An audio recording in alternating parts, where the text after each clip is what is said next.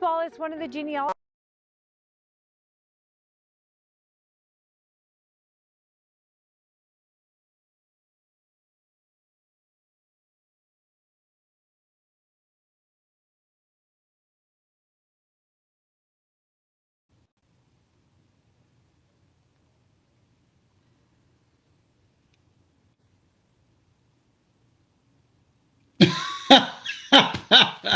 What's going on? Looks like we're ready to go.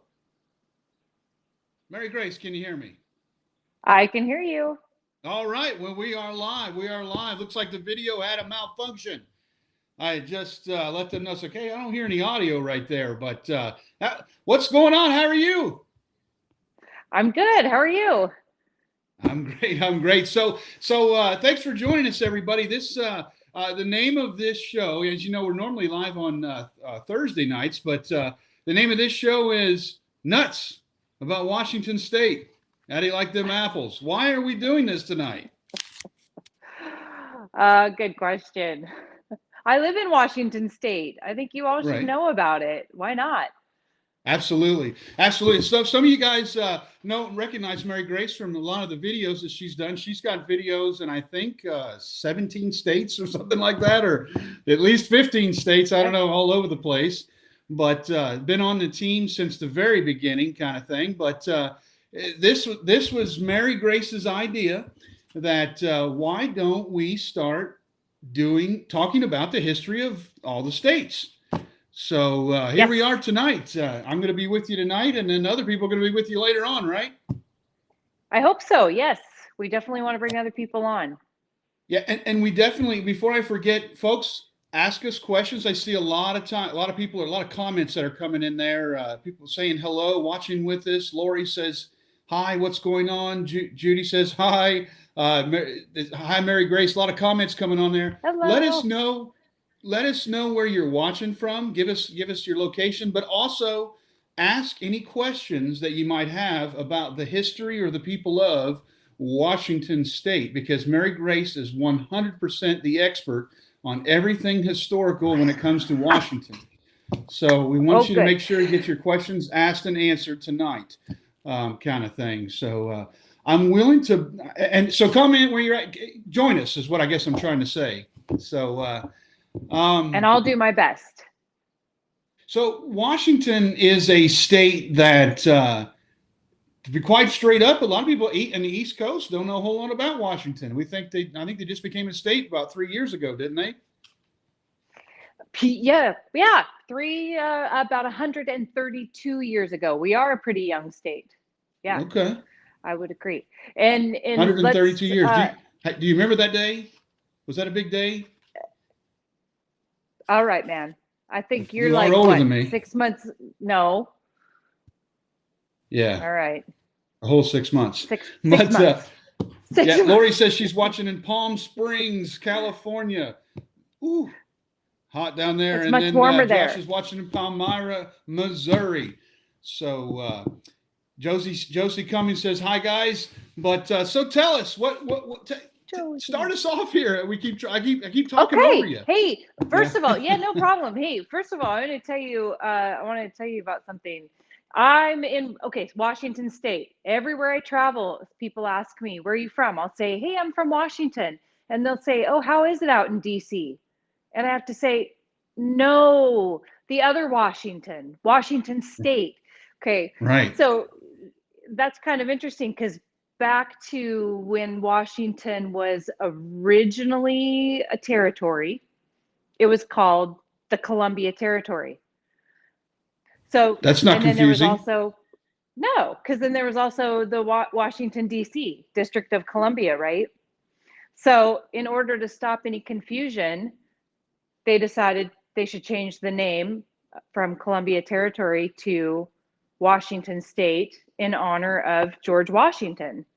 And that was actually President Fillmore, our 13th president, who suggested and actually signed that to make it happen in 1853. And it's still confusing because, Yeah. Right. because we are still the other Washington. So Confusing that you said anyway. President Fillmore. You know, Fillmore. Millard Fillmore. That has to be the horriblest name for a president ever. So this is a horrible name. We used to giggle when we heard his name when we were kids. But Lori says it was Washington State named after George. It was, yes. One and the only state named after a president. Right. Yeah. Jody says, hey, from Evansville, Indiana. She's watching with us there. Yeah, and there's a ton of places named after Washington. Hey, do you know where the first town in America is named after Washington? One guess, just one. That I don't have the answer to.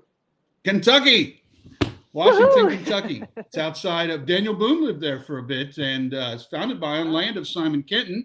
I am planning to be there before the week's out if the Dabburn snow would go away. But that's one of the things. I just throw that out there. I know we're talking about Washington State. We talk enough about Kentucky on here. It's a cool connection.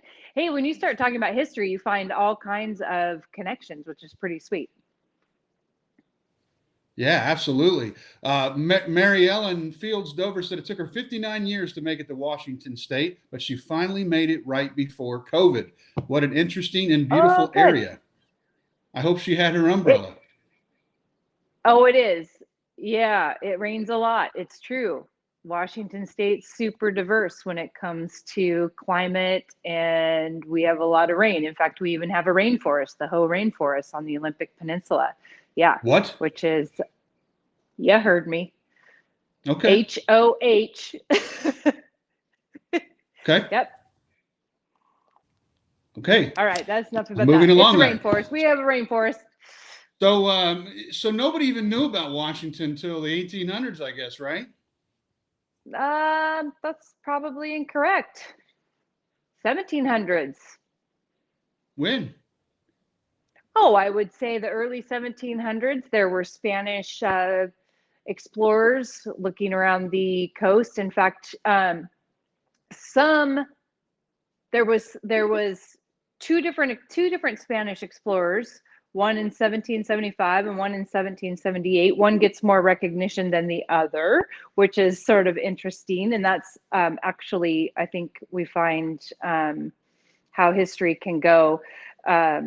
And one Spanish explorer, I can't think of his name now. You guys, I'm totally nervous. So you have to give me a little bit of grace. And this is 100% live.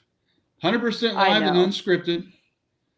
We actually try not to script these things so that they are truly live. That's for sure. Josie says that if you don't like the weather, wait 5 minutes. And Mary Ellen said that she brought the SC sunshine in Seattle, no rain. I don't know if she means Southern Cal or she means South Carolina.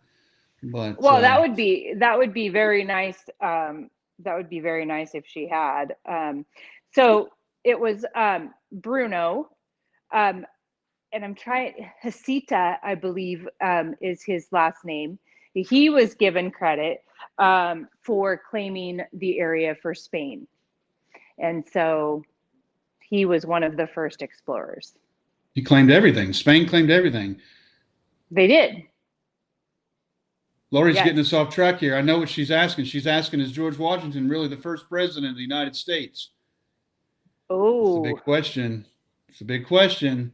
I don't know what his name was. There was the guy that he was president of the Continental Congress or something like that. She's I know the story, but I don't know the name right there. But Mary Ellen said Carolina, the real SC, right? But so That's right. Spanish were there in the So, mid 1700s, and you were born 1832, right? That's what you said. No, oh, but no, it's not Russ, even it's not even a funny joke. But I look better than you, man. Come on, there's no gray here. Look at that gray in your beard. Watch it. distinguished. It's distinguished. Distinguished. Of course. That's right. Of course. Yeah. But So we let me talked about tell the Spanish, you, but there was a whole lot of tribes here, though, right? Right. I mean, like everywhere else, there was a whole lot of Native Americans in the area, and still is. there were. And actually, when I was researching a little bit, I was kind of blown away when I found out that archaeologists and anthropologists found that Washington, this Washington state, was the one of the first populated areas in North America. They were able to find animal and human bones dating back to approximately 9,000 BC, which I actually didn't even know that myself. I thought that was kind of a crazy fact. And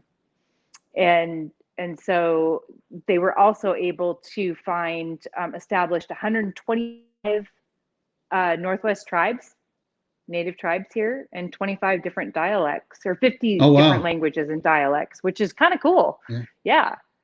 Yeah. Yeah, I thought that was interesting. Well, probably the topography has a lot to do with that there too, because the topography of Washington, with you got the mountains, and you got you even have like a little desert area out east, don't you? We do. We have deserts, glaciers, mountains, one of the lots of lakes. We've got the saltwater, we've got the Pacific Ocean, and we've got a really diverse terrain. Pretty much everything all in one state. But I thought Washington was wasn't it part of another territory in the first place? It wasn't a Washington territory like other places. What was it part of? You're right. So Washington was a part of Oregon Okay. originally.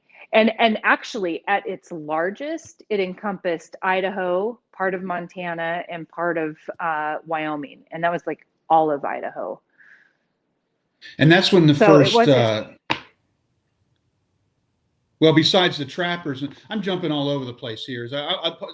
Interrupt me and it's put me okay. on a timeline if you'd So, like. okay, So, well, hold on. All of its boundaries weren't established until 1863. So there was, in 1846, the Canadian boundary was established. yeah. And in 1853, it becomes Washington. So it gets its name in 1853. In 1846, the Canadian boundary was established. That's to the north of us. In 1848, it's a part of a territory of the U.S. still in Oregon. So what's interesting is we have our Canadian boundary. 2 years later, it's still a part of the U.S. in Oregon. And then 1853, it becomes Washington. And by 1863, all of its boundaries are then established. And the Columbia River to the south is between Oregon and Washington. Okay. And we also have the Snake River that runs along Idaho. So, who were the first? I mean, we got a lot of. Well, what's a couple of the Native American tribes that were there before white settlement? We have quite a few. There is like the Chinook, the Lummi, Klickitat, Quinault, the Makah, the Quillette, the Snohomish. I probably won't be able to name all. Spokane, Yakima. The Spokane and the Yakima are probably the biggest, and those are on the eastern side of the state. Let's see, there's the Okanagan, Palouse, the Nez Perce. Waiting on that And one. I knew that one. yeah, the Nez Perce have quite a story, actually. There's 29 federally recognized tribes in Washington state, and there's a few that I think there's about 3 that actually have a long history in Washington that aren't federally recognized, and so I can't even begin to name them all. There's like Sure. Kalispell. There's a lot. There's Chehalis, Colville, and Colville was where Chief Joseph was with the Nez Perce. And those are in eastern Washington. There's Port Gamble, Quinault, the Samish when tribe. you said Chief Joseph, when was he alive? Like what time period? Chief Joseph, he was alive. Let's see, in 1903, he visited Seattle. He died. I gotta think here. Chief Joseph died in 1904, so he was in the early 1800s. Okay. Gotcha. That's why I brought that up because, you know, most folks wouldn't know if it was 1600s, 1700s, 1800s. Is he right there yesterday kind of thing? So, but who is Chief? Since we brought him up, who is he? What's the deal with him? So I know you like him pretty good. But I do really like Chief Joseph. Chief Joseph was chief of the Nez Perce tribe, and he was in the Wallowa. He was born in Wallowa, and he was a mighty warrior leader, and he fought against white settlement on tribal land, and he tried to come against our government and our military. And when he was actually losing, he tried to escape and get to Canada with a lot of his tribal members, and he didn't make it. He ended up surrendering. He lost 150 of his people, and he made a deal with a couple of the generals and of the army, and that was not honored. The deal was that he was trying to be peaceful after he fought. He was trying to be peaceful. He realized it wasn't going to work. He was very eloquent. He did speak English, and so he was trying to make a deal. They agreed, but a commander above decided that that was not an agreement that could be met, and that commander shipped Chief Joseph and his people into Fort Leavenworth, Kansas from Washington State, and kept them for 8 months in Leavenworth as prisoners of war. And while they were there, Chief Joseph was pleading with anybody that would listen to put him back on his reservation and bring his people back together. After that 8 months, most of his people were moved into Oklahoma, which at that time was Indian territory. And a lot of them got sick and died of different diseases. Chief Joseph then was pleading with anybody and everybody that he could to be reunited with his people, and where he wanted to be was in Idaho on his reservation. And he finally got somebody to listen to him, and they agreed to move him, only they actually didn't. They put him in Washington State on the Colville Indian tribe there on the reservation there, and that's where he lived out the rest of his life. He was never reunited with his tribal members. He had to live in exile, and he still, with the few band members that he had, he fought against 11 other different tribes that were unrelated. He spoke with different presidents. He asked many times to be reunited. He was told on several occasions that he would be, and he never was. He rode with Buffalo Bill in a parade honoring President Ulysses S. Grant. And he visited Seattle, and there's a real famous picture, photograph that was taken of him by Edward Curtis, and one of the most famous pictures that's out of Chief Joseph. He even visited Theodore Roosevelt in Washington, D.C., and pleaded with him to be reunited with his tribe. So actually, he has a real sad story. to be honest with you. And You so don't know anything he's about him, always though, do you? fascinated me. No, You don't I know don't know anything anything. about. I was going to cut you So off because this isn't the Chief Justice I know. hour Okay. or Chief Okay. Joseph hour. Last thing. He fascinates me. The tribe fascinates me. He died September 21st, 1904. And the doctor that assessed his death wrote on his death certificate that Chief Joseph died of a broken heart.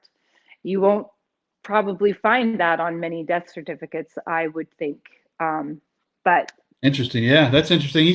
There's a famous quote that he had too, wasn't there? I'm familiar with when they what captured him.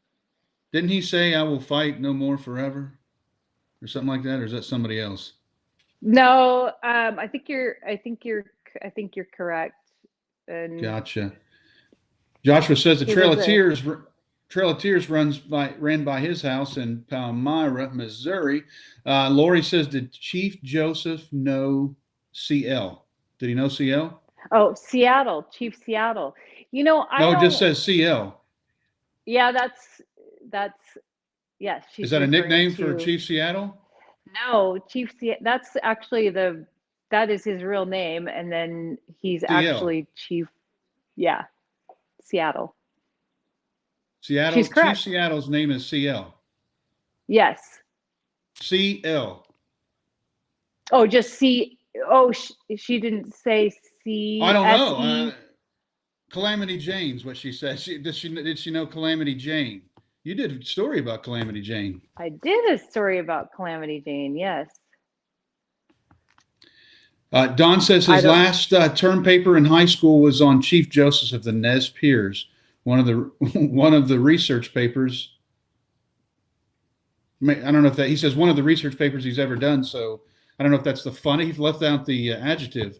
I don't know if this is the funnest, the worst, the greatest, the longest, or Chief Joseph which is one. really interesting. So it probably was interesting and I would say fun for him to do. Oh, at least it would be for me. Sure. So we've got a story. I just did a story. Take a shift there. I just did a story that's not even been out yet. It'll be out here. I think the video gets released this coming Sunday, but I did a story about the beginning, the start of the Lewis and Clark's expedition, not exhibition. I have trouble with that exhibition expedition. It's a Yes. totally different word. And but anyway, they started there and they ended in your side. So you're getting ready to do a project on the end. Where did they? So did they go to Oregon? Did they go to Washington? I mean, I know they went to Oregon, but it was all Oregon at the time. But where did they end up? Good question. They ended up near the Columbia River and on the Columbia River. And so the Columbia River separates Washington and Oregon. But at the time, Washington was a part of Oregon, or it's called Oregon County. And so they did go down the Columbia River. So, and then I would have to say that they were on both sides. Although, as we know it today, the dams that they have put in have wiped away all evidence of any forts or anything that would tell us archaeologically if there was anything Wow. there. So, So that's I the looked age-old that up. question: is what side they built the fort on? We don't know. North side of the river or Well, south side of the river? good question. We do So have Fort Steilacoom, and we do know that Lewis and Clark were in Astoria, and that is noted as their final destination. okay. So we know they were in Washington, And that whether or is on not the they Oregon actually, side. whether or not that was the terminus or not there. So okay, cool. All right, so we're about we're a little more than halfway through here. Let's I got an idea. you've got a really cool, and it's about Washington, but it is totally dapper and different than what we're talking about right now. You recently did a Yeah. video about somebody pretty famous, a famous Washingtonian. Is that what you guys call yourselves, or Washingtonites? Washingtonians, I would say. Washingtonites. Okay. I don't think I've ever heard of that. I don't know what you call yourselves. What do you call Washington. yourself? A Kentuckian? Yes, or an Ohioan or a Kentuckian, yeah. Okay. But hillbilly, I guess. But Hillbilly's about good. but yeah, Lynn says Fort Clatsop. Clatsop. Yep, Fort Clatsop. And Yeah, that is so in Oregon. okay, awesome. So we're going to. I want to go ahead. This video doesn't get released until tomorrow. So folks that are on here watching right now are going to see it before anybody else. So it doesn't, like I said, it doesn't get posted and published till tomorrow. It's a pretty unique video, I guess I should say. Jordan, can you go ahead and roll up that video of some neat Washington history? Excuse me while I kiss the sky. When the power of love overcomes the love of power, the world will know peace. Hi everybody, it's Mary Grace Wallace. I am at Greenwood Memorial Cemetery in Renton, Washington. I am actually standing in the memorial of Jimi Hendrix. James Marshall, Jimi Hendrix. Yes, I am standing in the memorial that was erected actually in 2002 by Jimi's father. And I'm gonna tell you a little bit about this place. It's pretty magnificent, let me tell you. Jimi Hendrix, an American musician, a singer, a songwriter. In his brief but powerful 4-year reign, Jimi Hendrix expanded the vocabulary of the electric guitar. He was mixing sounds of soul, blues, jazz, rock, and fusing them with techniques of British avant-garde. I am so excited to bring Jimi to you in the capacity that we can. He was born Johnny Allen Hendrix, November 27th, 1942, to Lucille Jeter and James Allen Hendrix. And he was born here just down the road in Seattle, Washington. I am in Renton, Washington, Washington State. And he had 2 brothers and 2 sisters. And he lived just down the road here, actually. And Lucille and Al, his parents, divorced when Jimi was quite young. And Al had custody of most of the kids, and 3/4 of them ended up in foster care. But Jimi was raised mostly by his grandma. And Jimi spent most of his time playing a guitar. That's how he grew up. He started with a 1-string ukulele, if you could believe that. I can't even play the guitar. What a guy of talent. In 1961, Jimi enlisted in the U.S. Army after getting in some trouble for a stolen car. He was discharged after a year, but during that time, he found his very first band called the Velvetones. He also had King Casuals, the Jimi Hendrix Experience, the Band of Gypsies. In March of 1964, his first track was released, but it didn't make it on the charts. But by August of 1964, his next track makes it to number 35 on the Billboard charts. What was your favorite Jimi Hendrix song? There was Purple Haze, Hey Joe, The Wind Cries Mary, Voodoo Child, All Along the Watchtower. Maybe you have a favorite that I didn't mention. In fact, the Voodoo Child lyrics are on the bench behind me here, and I'll show you that. In 1969, Jimi Hendrix was a headliner at Woodstock, and he played the national anthem in his own way. Wouldn't you have loved to have heard that? I would have loved to have heard that. He was the highest paid musician in the world by 1969. Hendrix played a variety of guitars, but was most associated with the Fender Stratocaster. Hendrix mainly played right-handed guitars that were turned upside down and restrung for left-handed playing. He received so many awards during his life and posthumously. The Rock and Roll Hall of Fame described him as arguably one of the greatest instrumentalists in the history of rock music. Sadly, Jimi died a young man at 27 years old in London, September 18th, 1970. The cause of death was listed as asphyxia while intoxicated with barbiturates. Those details are still disputed concerning Hendrix's death today. Jimi Hendrix is often cited as one example of an allegedly disappropriated number of musicians dying at the age of 27, a phenomenon referred to as the 27 Club, and that's sort of interesting. Janis Joplin's in there, Jimmy Morrison is in there, Amy Winehouse, Kurt Cobain, who started the grunge era, who's also from Seattle. Also wanted to mention that in Seattle at the Mopop, which is at the Seattle Center, there's an exhibit dedicated to Jimi Hendrix called Wild Blue Angel, Hendrix Abroad, 1966 to 70. If you get a chance to get over there, you should check it out. It's pretty interesting. Also wanted to mention that originally Jimi Hendrix was buried next to his mom, Lucille Jeter, who's buried not too far from here, from where this memorial currently is. And Al, Jimmy's dad, had this memorial erected in 2002, and Jimmy was exhumed and moved over here. Al felt that this would be a better way to honor Jimmy and his fans, and a better place for everybody to come see Jimmy. So also just want to mention that this is absolutely beautiful, and this is Greenwood Memorial Park where Jimi Hendrix is buried. And if you get a chance to come out here and to visit, it's absolutely beautiful.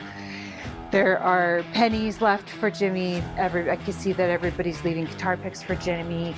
There is quotes from Jimi Hendrix, and what an honor to actually be here.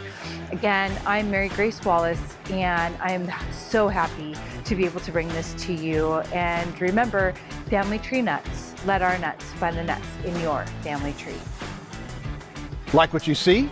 Make sure you follow us on Facebook, Instagram, and Twitter. And subscribe to our YouTube channel. Don't forget to click the little bell so you get notifications as to when we post new videos. And you can find out more about us and contact us at familytreenuts.org.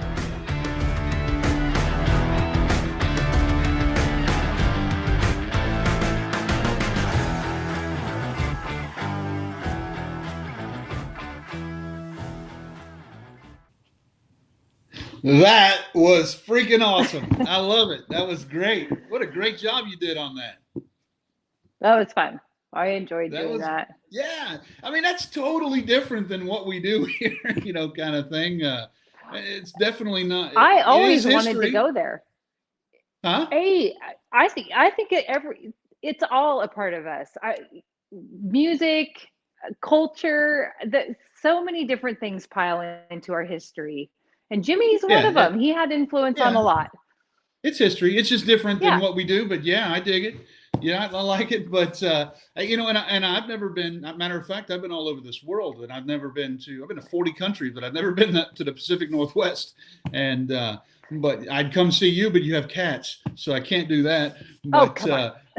Yeah, but I feel like you've taken me there. I feel like you've taken me to the gravesite there of Jimi Hendrix. So. Pretty cool. Good. Pretty cool. Yeah, that was fun. That was a lot of fun. Appreciate you doing that. Bill Duncan says he's watching from Washington. Bill, where are you from at in Washington? And Chris says, man, that was a great video. So that was awesome. Yay, good. So we know we got the Lewis and Clark expedition that headed out there, but the area was first. Lori says, thank you, Mary Grace, for sharing. So cool. But I'm guessing she's a fan or has been a fan for a while or something like that. Good. But, good. That was a good video. That was a good video. Yes. And you guys saw it first. Nobody else saw it, but Mary Grace and I and a couple others on the team, I guess, right? So, but anyway, so first settled by who were the first people? Not settled, but who were the first Pale people out that way? Fur traders, really. Everybody was coming out for the sea otters, the fur traders. Maybe you've heard of the Montreal Fur Trading Company. That was really big out here. And once they moved on from sea otters, they found beavers. In fact, isn't there a show like The Frontier or something? Isn't there a show on the Montreal Fur Trading Company or Hudson Bay Trade? Both of those were out here. I don't know. I'd like to see I thought it. maybe there was a show on it. Yeah. Well, you've got interesting you've got interesting roots too. Being in Washington, tremendous amount of people. Let's talk about that a second, because I know what your roots are, but the people don't here. Let's talk about the migrations. How in the heck did our ancestors, because that's what we are, how did our ancestors get to Washington? Besides recent immigrants, who came there? Where'd they come from? Why'd they come there? And when did they come there? And where did they come from? We're like the Oregon Trail. You want like that, like the Oregon Trail? Well, there's another route. There's another route that a lot of them came. That yours in particular came. I know on your mother's side, they didn't come the Oregon Trail through Canada. Yeah. Yeah. Right. Yep. A lot through Canada, and again, it's the fur. It was the fur trading. It's the salmon, the fishing, the lumber. A lot of it was the coastal, the ports that were being built, and the ferries that were running up and down the rivers. And like I said, what ethnic groups? Like different parts of our country. A lot of people don't realize that, but there's certain states that they're known for lots and lots of this specific ethnic group that came. What ethnic groups settled in Washington early? We have actually there was a lot of French settlement in Seattle, which was interesting. Yeah, a lot of French, then a lot of Irish immigration out here, and a lot of French coming down from Canada as well. Originally, very early on, and a lot of English. A lot of English immigration, again, pulling out those fur traders from Boston and Massachusetts area. So and not so much Ohio. German, not so much German No, immigrants. Not originally. And that's why I'm bringing that up, because the area was very much settled by French, English, Scots, and Irish, kind of thing. So right. Whereas different parts of our country were other groups, Dutch or whatever kind of thing. So that Bev says that the Hudson Bay Trading Company in Canada started in Manitoba, and she knows because she's in Manitoba. Definitely a name Awesome. You're probably going to hear from quite a bit, huh? Sue says, awesome. Yeah, Bev, we're watching you. I'm calling you out. But Sue says, awesome video, Mary Grace. If someone had time to visit one area in Washington, what would you suggest? Just one area? I would have to say. Definitely not where you live. Have to come. Well. Do you want to tell them what happened the other day at your house? Because I couldn't believe. I've been in Africa and had issues like that, in the middle of the night with armed guards. I mean, I don't know. Do you want to bring that up or not? I don't know, kind of thing, but. Well, I live in the woods, and there's lots of big cats and cougars around here. So we have to watch our livestock. You live in an area where cougars can eat your animals. Yeah. Kind of thing. That's amazing. That's amazing. Yeah. Kind of thing. So where exactly do you live in the state? I live in Cedro Woolley. What's a Cedro Woolley? What is a Cedro Woolley? Is that an animal? What is that? A Cedro Woolley is it's a small town about an hour from the Canadian border, north. I'm in the very, very Pacific Northwest, and it's a great little diverse town. If you could come to anywhere in Washington, I would say you'd have to come somewhere where you can see the Pacific Ocean and probably experience some of our rainforest. The Cedro Woolley, I'll have to say, we are one of two cities in all of the Union, all the states that have a hyphen in their name. The other one is in Pennsylvania. Do you know what it is? Wilkes-Barre? Yep. Good job. You have a hard time. Geography. I will tear you up on that, but yeah, cool. So you're the only one that has a hyphen. That's pretty cool. Yeah, besides the one in Pennsylvania, Wilkes-Barre, Pennsylvania. So in our town, I will be doing a video on Cedar-Woolley, and I'll tell you all about my little town. When? Well, soon. I hope. I've got some snow outside, and it's freezing cold. Yeah, snow doesn't do good for videos. That doesn't do good for videos. That's for sure. Josie Cummins says that I might have missed something there, but it said their grandfather shot a bear in his backyard. Oh my gosh. And Bill says that lots of Scandinavians settled there in Washington too. This is true. You know, I just watched a show on that, Jimmy Stewart movie like 2 nights ago. They were in Washington and headed up to Canada and had a bunch of Scandinavians with them. I can't remember what the name of that movie was, but they were. Oh, that's interesting. Usually, a lot of people associate Washington with Twilight, the movie series Twilight. What's the vampire movies? Is John Wayne in that movie? Huh? Ain't John Wayne, man. No John Wayne. I wish. Although John Wayne did keep his yacht outside in the Puget Sound here, you know. Pretty cool. Yeah. So what? Yep. So to bring this home here, what is Washington known for? If like in Kentucky, we're known for horses and bourbon and and chicken and basketball. What is Washington known for? So I'd have to say Washington moved from fur trading, which originally brought people out into agriculture and logging and timber. Really, that's what continued Washington on, and that has sustained Washington. So the agriculture is really rich out here, and most people probably don't. What do know you guys that raise? Rice, sugarcane. Washington State's the #1 producer of apples. Apples. And the most varieties too. Yeah. Which is pretty neat. Apples, actually, and pears, and red raspberries, and cherries. Okay. All righty. And spearmint oil. Yeah.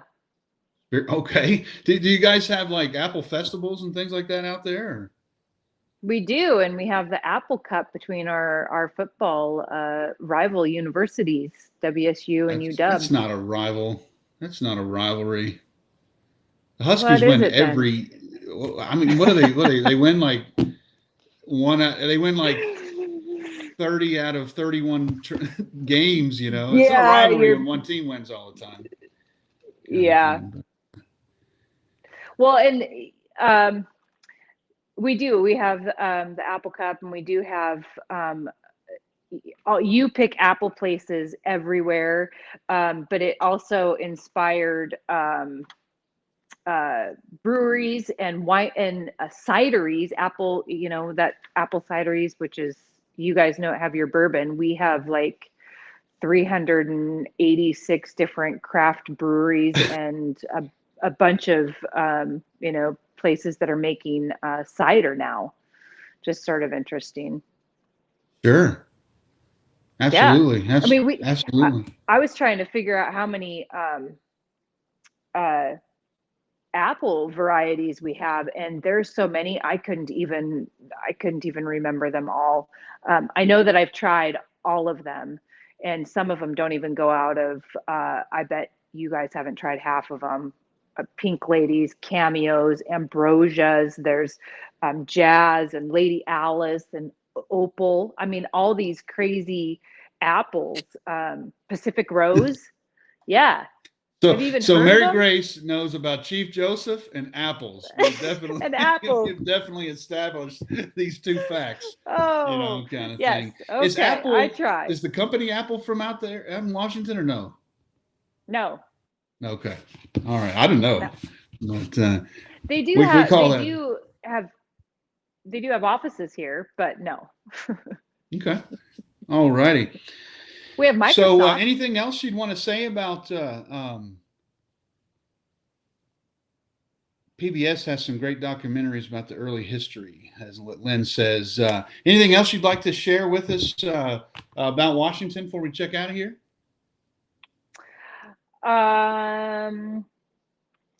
Let's see. I don't know what's interesting. Do we talk about Washington's also known for Starbucks? I know about coffee. Yeah.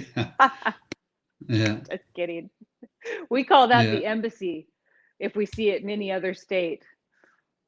Yeah, they're everywhere. You know that? If you're Yes. from Washington and we see the Starbucks, that's the embassy. Yes, because you and I have made some genealogy trips before, and we're looking for it. Oh yeah. But, this is true. all right. So, what state are you going to do next, Mary Grace? I think it's appropriate to do Oregon. Okay. Just because we're connected. So I'm going to get Oregon and Washington. They have a lot of close history. And Good so stuff. I plan to do Oregon next week. Mm-hmm. Good stuff. So tomorrow your video airs on there about Jimi Hendrix. Our show on Thursday is, do you want to guess what our show is on Thursday with Jameson? George Washington. On Washington, right? So we got a theme We have going a on theme. here. There's a theme. Absolutely. So we got Washington. Now on that show, we want you guys to participate. We could do about 37 shows on Washington. So we want you guys to come in and let us know what you know about what General George Washington, President Washington. Bill Duncan said Lewis and Clark.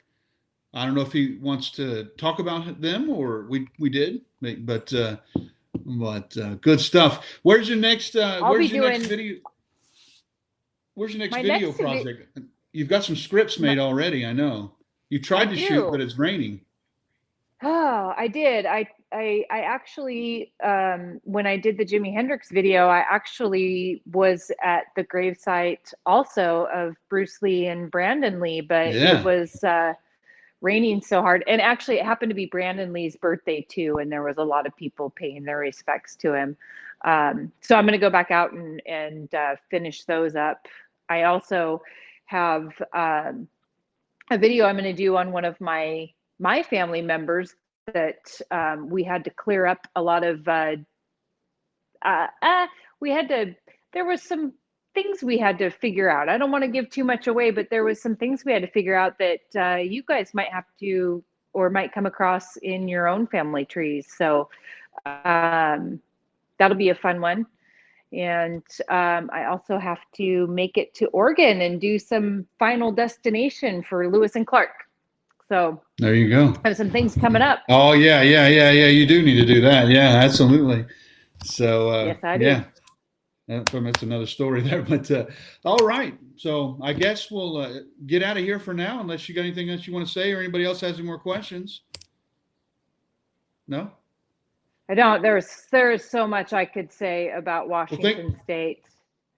Yeah, absolutely. But thanks so much for doing this. I think that for those of us to take each state one by one and learn about them is a big deal, kind of thing. Lori says, thanks to you too. Maybe where's you two? Where are they buried at? So, but I don't think they're dead. I don't know if they are not anything, but rambling here. Mary Grace, take us out. All right. Hey, everybody. Thanks for listening to us. And Family Tree Nuts, let our nuts find the nuts in your family tree. What impact did your ancestors have on your country, on your state, on your county, and your community? Do you descend from money, poverty, outlaws, business folks, farmers, or just regular people? Do you have an ancestor that fought for American independence? Did an ancestor raise a rifle for the War of 1812? Did they wear blue or did they wear gray? What did your ancestors look like 100, 150 years ago? What amazing females are in your line? And what impact did they have on their families and their communities? Have your people been in America for almost 400 years? Or are they just a few generations from off the boat? What countries did your ancestors immigrate from? These are questions that almost everyone has, but so few have the answers. As genealogists, we hear almost on a daily basis that I would love to know about my ancestors, but I don't know how to find out. I don't have the time to find out. or I don't want to pay for those expensive membership fees. We can do it for you. Family Tree Nuts specialize in making family trees for our clients. We have packages big and small to meet most needs and budgets. We can chase one line or multiple lines of your family tree, a few generations, or sometimes hundreds of years.